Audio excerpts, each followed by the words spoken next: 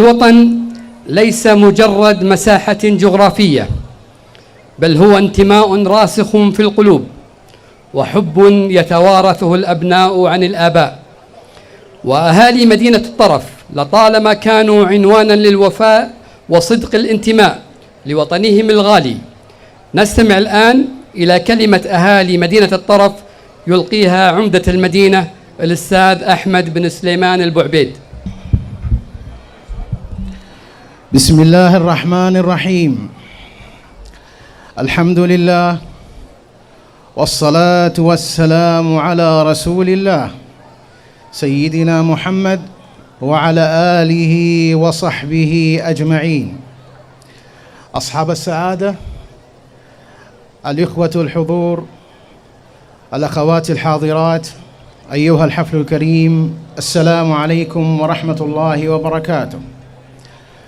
في الذكرى 95 لليوم الوطني نقف سويا بكل فخر واعتزاز لنستذكر ما حققه مؤسس هذا الكيان العظيم الملك عبد العزيز بن عبد الرحمن آل سعود طيب الله ثراه من تضحيات وبطولات وإنجازات رائدة جمعت شمل هذه الأمة ووحدت الصف تحت راية الوحدة الوطنية.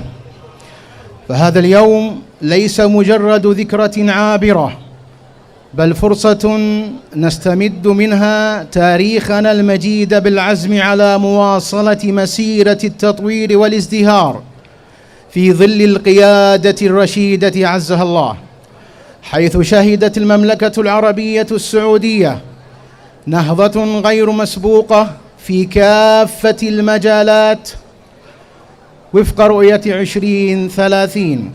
وبهذه المناسبة السعيدة، أصالة عن نفسي ونيابة عن أهالي الطرف، أتقدم بأسمى آيات التهاني والتبريكات إلى مقام مولاي خادم الحرمين الشريفين الملك سلمان بن عبد العزيز آل سعود حفظه الله، وإلى سمو سيدي ولي العهد رئيس مجلس الوزراء صاحب السمو الملكي الأمير محمد بن سلمان بن عبد العزيز آل سعود حفظه الله، وإلى أمير المنطقة الشرقية وسمو نائبه ومحافظ الأحساء، وإلى الأسرة المالكة الكريمة والشعب السعودي النبيل بمناسبة اليوم الوطني، سائلا المولى عز وجل أن يديم على المملكة العربية السعودية الأمن والأمان ومزيدا من الرخاء والازدهار.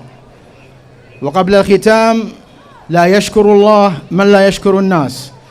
جمعية الطرف الخيرية، لكم منا جزيل الشكر على ما قدمتموه من مشاركة فاعلة في الاحتفاء باليوم الوطني إدارة وأعضاء، والشكر موصول إلى منبع التراث والأصالة فرقة سيالة للفنون الشعبية إدارة وأعضاء، وإلى جميع المؤسسات الإعلامية المشاركة في هذا الحفل، ولكم أيها الحضور ولكن أيتها الحاضرات، وفق الله الجميع لكل خير، والسلام عليكم ورحمة الله وبركاته.